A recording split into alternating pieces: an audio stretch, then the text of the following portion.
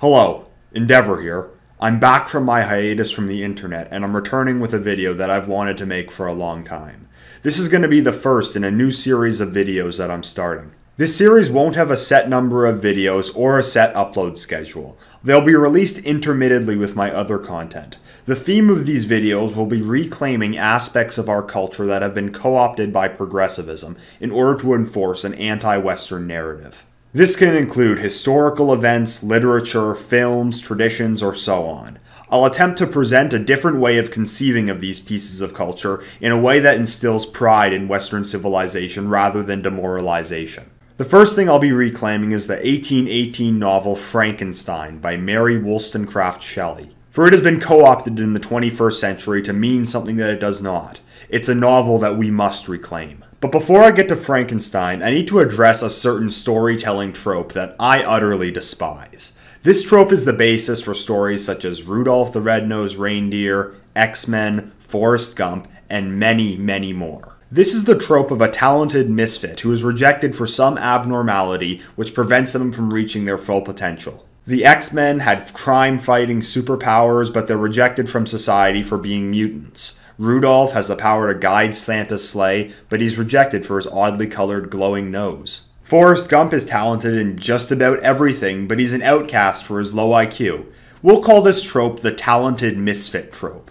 By the way, there's dozens of more movies that use this trope. The Elephant Man, Mona Lisa Smile, Elf, Stuart Little, the list just goes on. In recent years, this trope has been taken out of fiction and applied to countless historical films, including Hidden Figures, Race, The Imitation Game, just to name a few. Films about someone with an incredible talent held back by racism, sexism, homophobia, or some other prejudice you're supposed to feel guilty about. And while the message of movies like X-Men or Rudolph are subtle, these historical dramas using the talented misfit trope are extremely politically charged. So why do I hate this talented misfit trope, other than how repetitive it is and how it's just a sign of lazy storytelling at this point? First of all, I must admit, it's largely due to my own political biases. The talented misfit trope promotes a worldview based on blank slate egalitarianism. That inequality is caused by prejudices that hold people back, and that if we could just end our racism, sexism, or homophobia, we could have equality between all groups. This is a worldview in the last 50 years that, in my opinion, has yielded disastrous results for the West.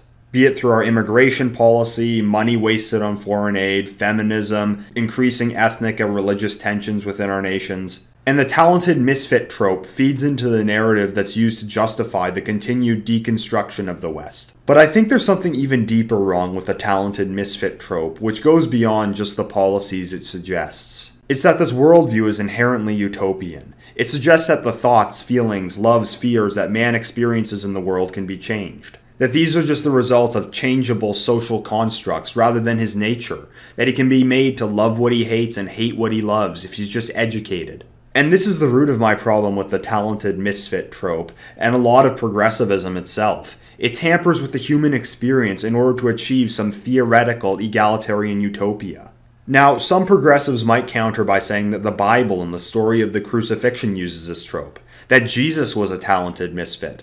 On the surface, it appears that they would have a point. In the Bible, Jesus had an enormous gift. He was the Son of God, but he was persecuted. He offered humanity so much, but they rejected him. It sounds quite a bit similar to the talented misfit stories, but it's actually quite different. Because the crucifixion was foretold. The sinful nature of man made it inevitable that they would reject Christ. The story of the cross is an allegory about the inherent evil in man's heart and why he needs God. The talented misfit trope, on the other hand, preaches that man's nature is not sinful and that he can be changed, because it suggests that if we work at it enough, we can overcome our brutal nature and fundamentally change humanity. This is why I can't stand this particular storytelling trope. So what does this have to do with Frankenstein? Well, there's no doubt you've heard of Frankenstein before. You're probably familiar with the gist of the story. A scientist reanimates a lifeless corpse. The creature is abnormally large and has a horrifying appearance. He eventually becomes intelligent, but he's rejected by humanity.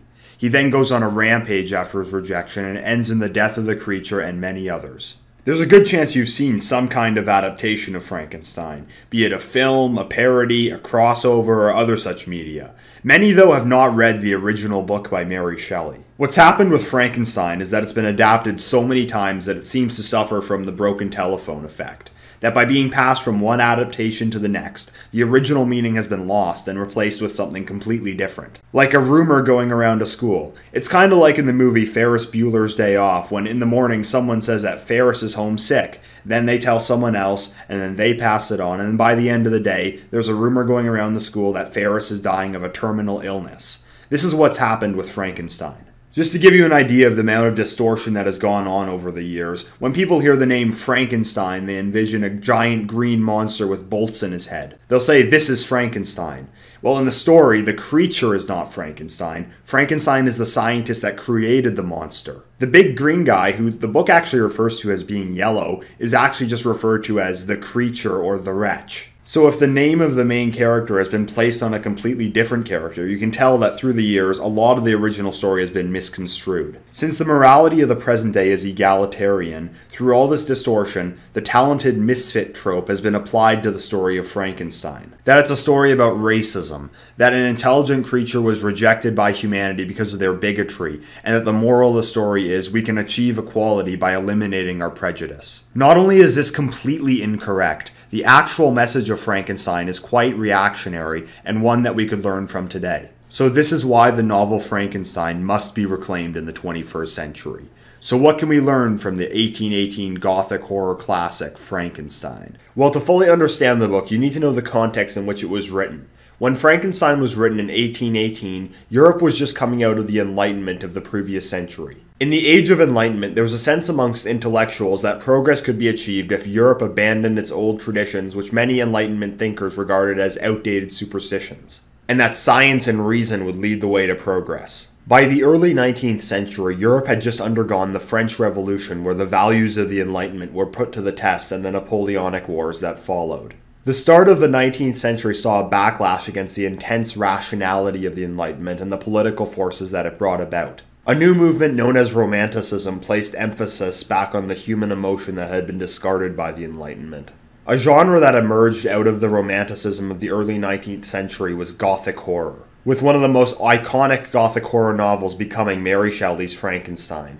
Though Shelley herself did not entirely reject the Enlightenment, she was deeply critical of the liberal notion that political power could be used to bring about human progress, evidenced by the failure of the French Revolution. The story takes place at an undisclosed date in the 18th century. The protagonist of the story, Victor Frankenstein, fits the archetype of the Enlightenment thinker. Frankenstein is a scientist from Geneva with an aptitude for chemistry.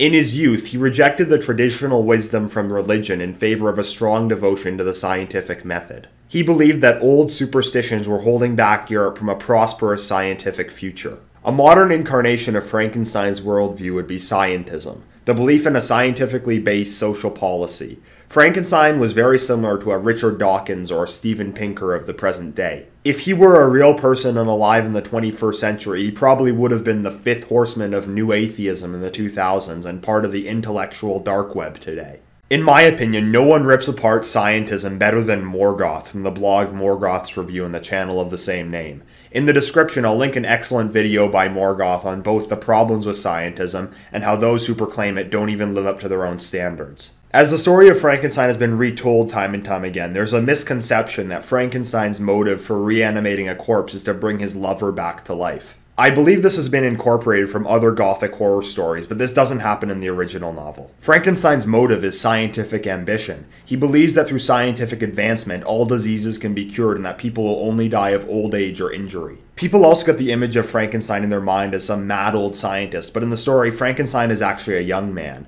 He attends a university where he seeks recognition from his professors for his work. He thinks that the reanimation of life would be an incredible scientific breakthrough, and he becomes obsessed with this undertaking. After all, hasn't it always been thought impossible for man to put life back into the dead? When he finally succeeds in bringing the creature to life, everyone envisions Frankenstein laughing diabolically and saying, it's alive, when life enters the corpse. This actually originates from the 1931 Boris Karloff film. Quite the opposite actually happens in the original story. As soon as he sees the creature brought to life, he's horrified by what he's done. He knows from first sight of life being put into the abnormally large corpse that he's just created a wretch that should not exist. The events that follow show Frankenstein the true consequences of his anti-human experiment that he undertook in pursuit of scientific glory. Just what will happen when humanity is exposed to such an unnatural creature. Another thing that's been added to the story over the years is that they put an abnormal brain into the creature.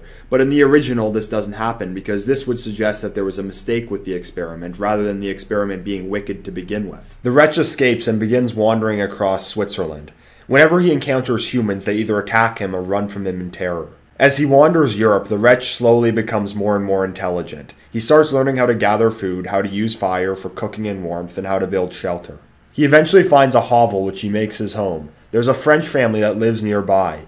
The wretch begins to observe them without their knowledge. He first begins to notice what they do to survive. He sees them going off to gather firewood, so the wretch goes to the forest, gathers some logs, and leaves them at the family's door. For months, he observes how the family lives without their knowledge. He begins to understand the differences in age and gender, that there's a young man and a young woman who live with an older man. He figures out that the old man is their father. He listens to them speak, and the wretch eventually learns the French language by deciphering the meaning of their words.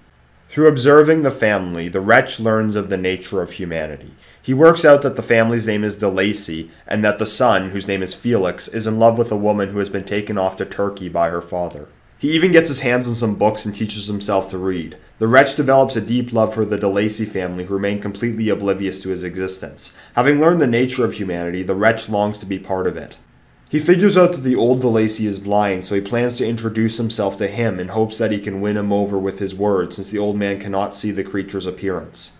When his children are out, the wretch goes to the door and asks the blind man if he can enter. De Lacy invites him in and they engage in a conversation. As they talk, the wretch is struck by the kindness the old man shows to a complete stranger, but his son, Felix, returns home and sees the wretch in his home and attacks him. The wretch flees and is struck with grief at his rejection from the de Lacy family, who he had worked so hard to provide for and grown to love. Though he's initially mad at humanity, the wretch also has seen the beauty of human life and has a deep admiration for it, but he realizes that he can never coexist with them. Being an unnatural creature who seeks human affection, but knows he will never receive it, he directs his blame to the architect of his misery, his creator, Frankenstein himself. The wretch goes to Geneva, where he murders Frankenstein's younger brother William and frames their maid Justine, who is sentenced to death for the murder. He confronts Frankenstein and demands that he creates a female creature to be his wife. The wretch is lonely, knowing that he can never coexist with humans, so he wants a companion. The wretch issues Frankenstein an ultimatum. If he reanimates a female creature, the two of them will leave and never approach man again. If he refuses, the wretch swears to make Frankenstein's life a living hell. At first, Frankenstein agrees, but when it comes to actually undertaking the experiment, he gets cold feet and goes back on his word. This sends the wretch into a fit of rage. He murders Frankenstein's best friend Clerval and his lover Elizabeth.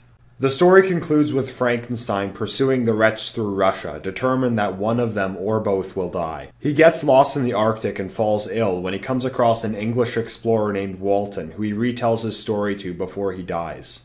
The wretch then boards Walton's vessel to see that Frankenstein has died. He explains to Walton how he's now content with his revenge against Frankenstein, but he feels deep shame for the deaths of Frankenstein's friends and family who were innocent. He explains to Walton how he knows he cannot live with man, so to bring a conclusion to the horror that his presence causes, he will leave and burn himself to death. Now, the modern misconception that's been forced upon the story of Frankenstein is that the people were the villains for not accepting the wretch as one of them, that it was their prejudice that sent him on a murderous spree.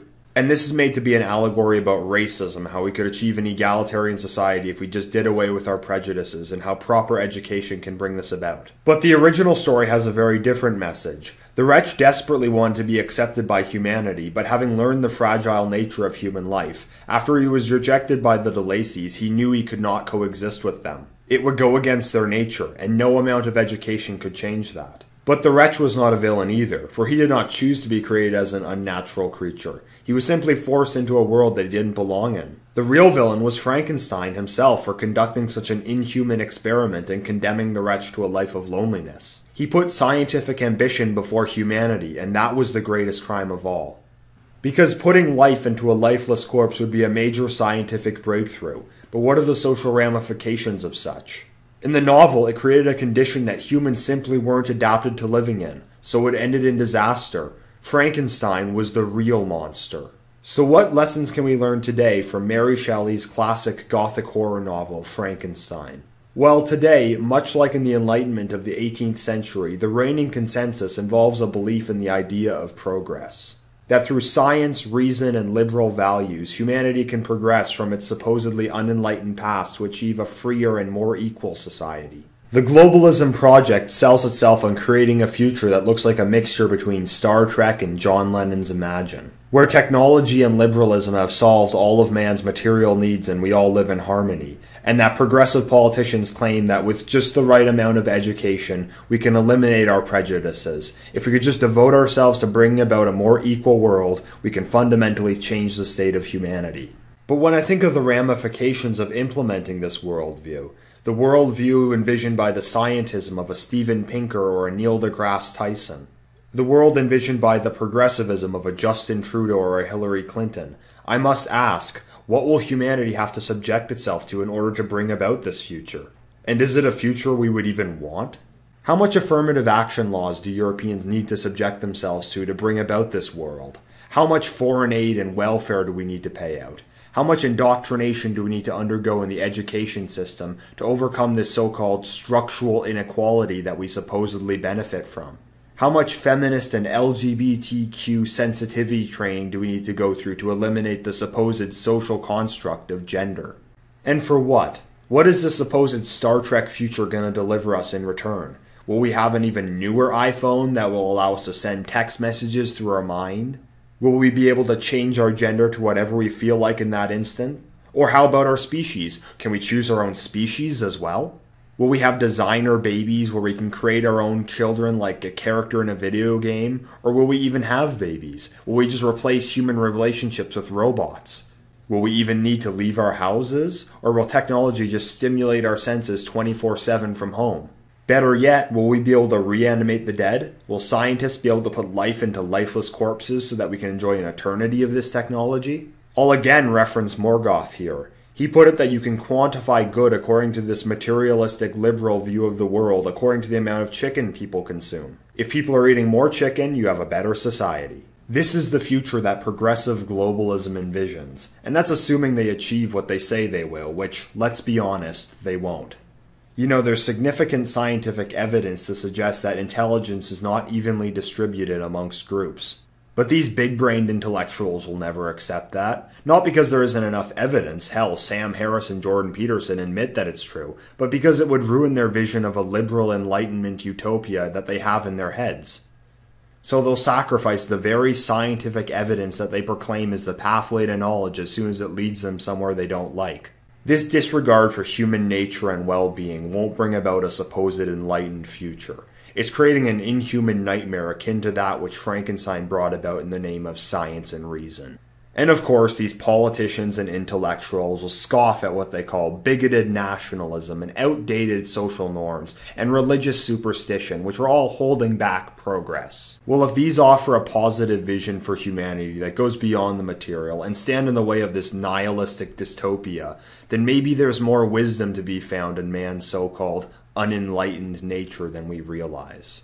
This is why Frankenstein matters in the 21st century and why we must reclaim it. Because it's been co-opted by this talented misfit trope to be used to justify the very thing the novel warned against. These progressive politicians and intellectuals blame Europeans for the failure of the inhuman globalist project. They say it's institutional racism, the patriarchy, or heteronormativity that stands in the way of a supposed enlightened future. They say we must overcome these prejudices to achieve the progress that they promise. And the talented misfit trope is just another piece of lazy storytelling used to hammer home this message. But the novel Frankenstein warned against this very notion of progress through the perfectibility of man. Is it wrong to want your own community, your own culture, a sense of comfort and belonging? Are our thoughts, feelings, our loves, our fears just bigoted prejudices that we can overcome with the right education? No. The nature of man is extremely complex. What we are today is the result of thousands of years of evolution. And to just throw a monkey wrench into all that because we need to make people enlightened is very dangerous. So no, Europeans are not evil people for rejecting globalism. But it's also important not to blame other people who get caught up in the same machine. Globalism is all-encompassing. It devours all humanity it comes into contact with. People of all backgrounds who just want a better life get sucked in. So they're not the villain either. The real villain is the elites who subject people to this sick global experiment in the name of a utopian vision for the world, under the guise of science, reason, equality, and tolerance. The Angela Merkels, the Steven Pinkers, the George Soroses, they are the Frankensteins of our time, who in the name of progress have created a monster. You know, the West once held the Christian belief that man was an imperfect being, and the idea that he could ever be made perfect was dangerous. It's one we could learn from today. So, as for the novel Frankenstein, it serves as a great critique of the progressive consensus held by our elites today in the modern world. So I recommend it. Recommend it to your friends. Reclaim it, because it's on our side. I'm back to making content on YouTube. Before I finish, I wanted to make a few announcements. First of all, I'm in a new location and I'll be dedicating more time to content creation. I'd like to make an effort to grow the channel because I have a lot I want to talk about. To do that, I need your help. The easiest way to support the channel is to just hit the like button, leave a comment, or share it on social media. A lot of effort goes into these videos, and likes, shares, and comments really help with the YouTube algorithm, so it helps me get my message out there. If you'd like to donate to the channel, I've set up a Subscribestar account where you can support me, or you can support me through one-time donations on PayPal. All those links will be down below. All my content will remain free, and I want to continue to make high-quality content. Donations are completely optional, but they will allow me to dedicate more time to the channel. I also plan on creating my own Discord server, and I'll probably launch that by the time of the next video. So, as always, if you enjoyed this, please subscribe, follow me on Twitter. Till next time, Endeavor.